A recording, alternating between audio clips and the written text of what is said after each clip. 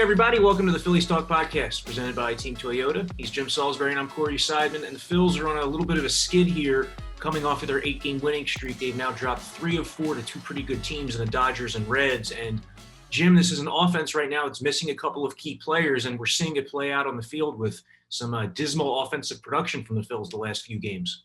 Yeah, you mentioned it. They're on a skid. 1-3 against the Dodgers and Reds, 2 teams with, I think it's safe to call them thunderous lineups. And, 2 teams that have been missing some personnel. The Dodgers didn't have Mookie Betts, nor Justin Turner, and Jesse Winker, who's having a fabulous year for the Reds, was a scratch on Friday night. Still, those lineups are deep. The Phillies could not keep up with them offensively. So in these 4 games where the Phillies are 1-3, they've only had 22 hits and only 4 extra base hits. In this day and age of baseball, that doesn't work. They've only scored 5 runs in those 4 games. That's just not giving your pitching staff any margin for error. Zach Wheeler on Friday night was not elite level Zach Wheeler, certainly not close to what he was on Sunday. 11 strikeouts, 2 hits, shutout of the Mets. That said, he really only had 1 bad inning. He did, what a starting pitcher has to do. He kept him in the game. If they hit behind him, it's probably a different story. It could be a different story. I don't think he pitched terribly bad. He just he put a couple runners on base in that 4th inning, and then allowed a big home run to Joey Votto. And, Joey Votto happens. He's got 26 home runs. He's going to the Hall of Fame someday. He's a great, great, great hitter. Wheeler mentioned that he threw him back-to-back cutters. And, I guess if you execute those pitches, you can have success. But as Wheeler mentioned, that's hard to do against such a great hitter as Joey Votto. He tipped his hat to Joey Votto. And he questioned his pitch selection there. Raises a question. I don't know if that comes down to him or Realmuto putting down the fingers. I haven't looked back at the tape to see if there was any shakeoff or anything there. But nonetheless, they haven't hit these last 5 days, last 4 days, losing 3 of them. And, they really took it to the Pirates in 2 out of 3. And they beat a Mets team. They swept a Mets team that was really going south. And just has a lot of offensive problems. The competition level has really creeped up, or jumped up, I should say, the last 4 days. The Dodgers, championship caliber, elite team. The Reds, a team that can really slug and bring a couple good starting pitches at you, like last night with that Tyler Mahle. So competition has gotten better, and the Phillies have not risen to it. And for that reason, we head out to the ballpark here on Saturday afternoon, and the Phillies are in a flat-footed tie with the Atlanta Braves for first place, and the Mets are a game back. It's an ugly race. It's kind of a stumble bum race, but I think it can still be entertaining because it's so close. And I think it's going to go right down to the end with these 3 teams. We shall see. But Saturday, a really important game for the Phillies because you need to win series. They're already down 1 game in the series against the Reds. They have Matt Moore on the mound. Who knows what you're going to get there. And then Aaron Nola on Sunday, but they really, really need to do some hitting here. Really need to turn it around offensively. Well, they're missing, Rhys Hoskins, who's on the IL after the Phillies tried to avoid placing him on the IL. And then 2 games this week against the Dodgers, they were without JT Realmuto after he took those foul balls to the mask. But I guess it's a good sign that Realmuto was back in the lineup so soon, huh? It means that he passed some pivotal tests. Yeah, and there's no question he passed them because they're very, very strict in their MLB is in the concussion protocol. So if there was any doubt, if he strayed from baseline at all, they would have, flagged him and said, you got to take it easy here, and possibly end up putting him on the 5-day IL for concussion. 7-day IL for concussion. They don't mess around with concussions in pro sports anymore. So yeah, he's a tough guy. He really is a tough guy. Old football player, old wrestler. So it's not surprising. But he took a couple of really good licks in that game, Max Muncy, off the bat of Max Muncy. So it's good he's back, but he's slowed down a little bit here. He was really dominant during that 8-game stretch, but they've all slowed down. Yeah, Hoskins, they hope to get him back Tuesday night in Arizona. I think It's really important, man. It's really important that they get him back. I know he has ups and downs. I know he's had 2 hellacious slumps this year, but his highs are pretty darn high. When he produces, he produces. He leads the team in homers and RBIs. They need him back. They need that lineup length. They've tried to plug first base with Brad Miller and Alec Boehm, and both have had defensive issues. I know Hoskins is far from a defensive standout, but neither one of those guys have looked good over there defensively. So they're hopeful to have Hoskins back on Tuesday. Actually hoping to speak with him today, Saturday. So maybe we'll have some more news on the website, NBCSportsPhiladelphia.com, later Saturday or Sunday. Well, yeah, Hoskins has 24 homers, 68 RBIs. You just wonder, like, what his power numbers would look like if he didn't miss so much time. He leads the Phillies in both of those categories. I think Segura still leads them in hits despite missing 25 or so games. He might be on like a 200 hit pace if he stayed healthy. So, we spent last week looking at these playoff percentages because the Phillies vaulted from, that like 15% range to being looked at as the favorite in the division. As we sit here today at Baseball Reference, the Braves are at about 47% to win the division, the Phillies at 42%, and the Mets at 10%. And the Phillies have this really easy rest of season schedule, but so do the Braves. And the Braves went out and they made moves at the trade deadline too. That's a good offense. That's a good team.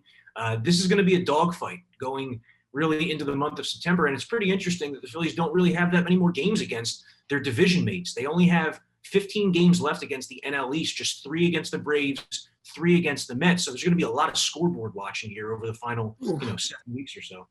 Big time. I think the Phillies finished last week with the Braves Marlins, I believe. So that'll be very interesting.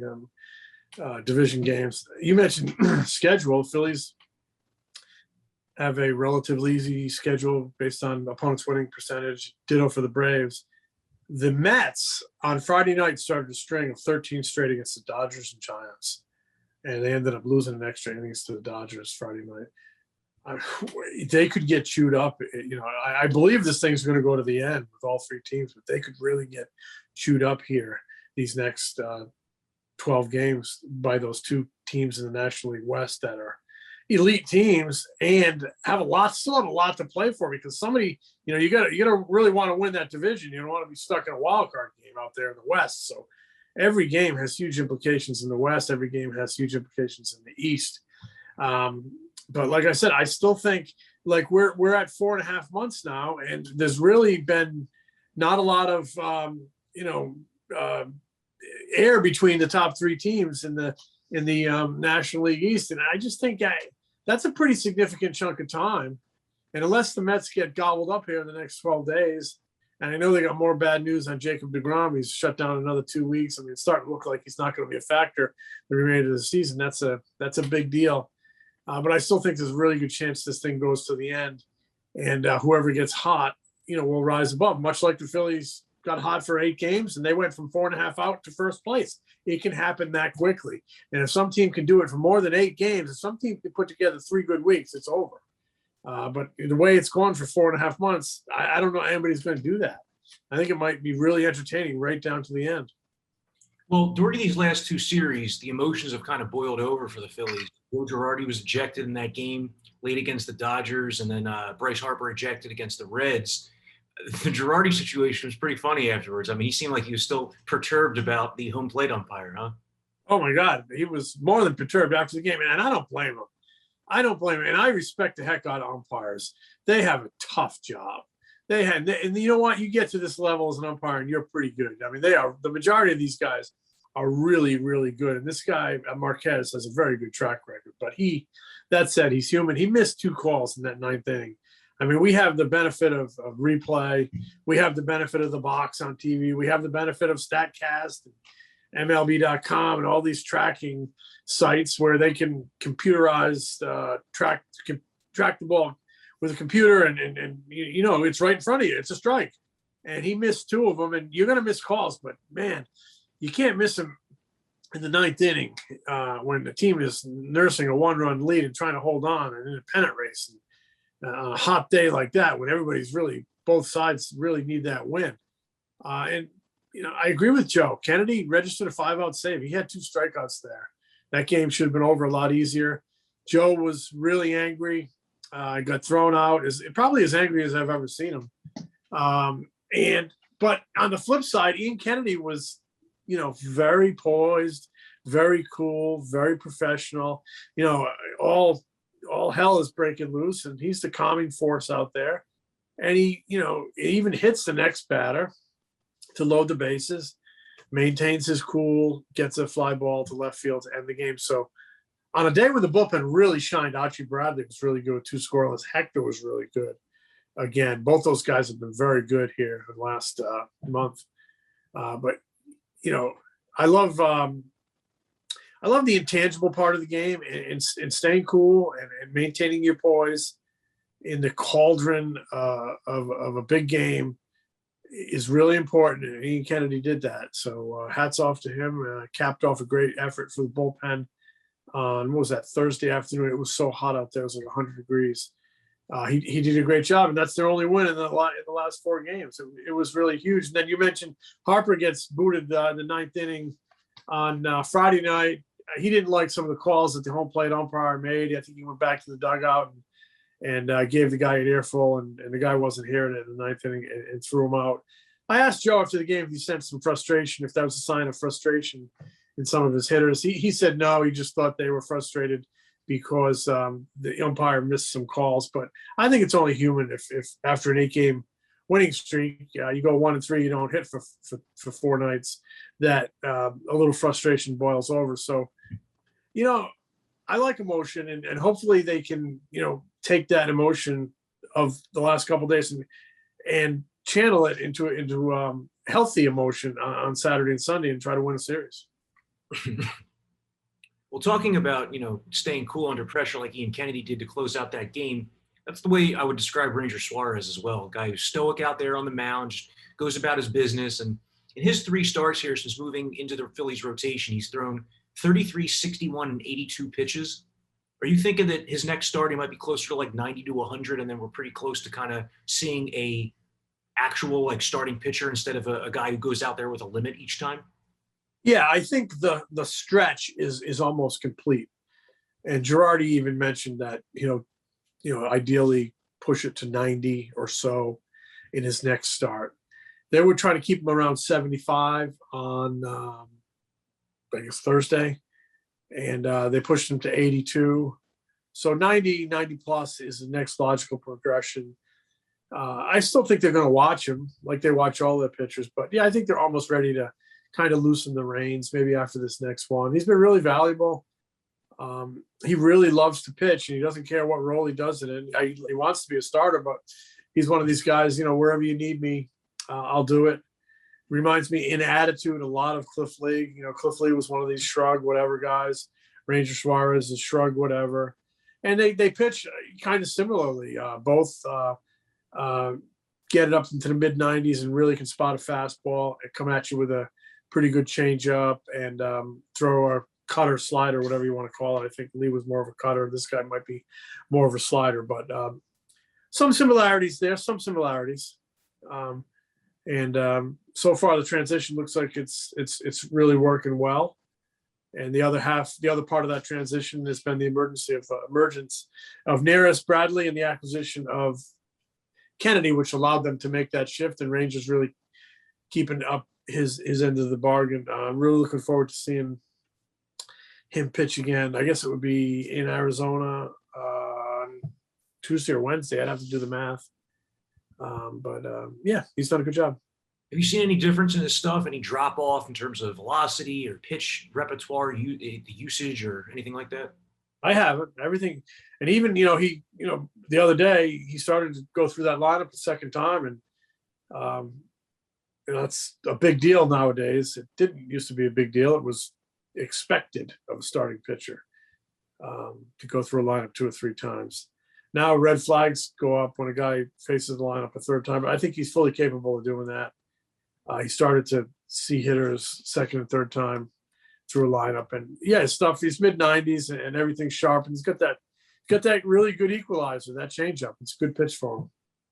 Is there any update on Zach Eflin, who's missed a lot of time here with knee tendonitis, and it seems like every update's been pretty vague in terms of his return? Well, every update with the Phillies and their health situation these days is very vague. That's the way they operate. They keep the information flow at a minimum, and certainly that's their prerogative. But that part of the game has changed. I mean, I remember days used to be able to talk to the team doctor and trainers, and those days are gone. The manager really handles everything, and then with COVID, the access is so limited. You're not allowed in the clubhouse, and your ability to talk to players is limited. That said, Zach Eflin threw a bullpen session on, I guess it was Thursday, and did get a moment to talk to him after he did that. It was one of those up and downs where I think he threw 36 pitches. So, he would throw, one sort of inning, then take it with the equivalent of an inning break, then get back up again, kind of test himself a little bit. He said he felt fine, said he felt no pain, said he popped it pretty good. Wasn't sure if his next progression was another up and down bullpen session or facing hitters. Actually, I think Joe actually might have said he's going to see some hitters maybe this weekend. So maybe that's today or tomorrow early at the ballpark. But he's making strides. Eflin seemed to think he could be pitching competitively in a week or two. Now, I'm sure that means a minor league rehab start because he's going to need one at this point. He hasn't pitched since July 16th.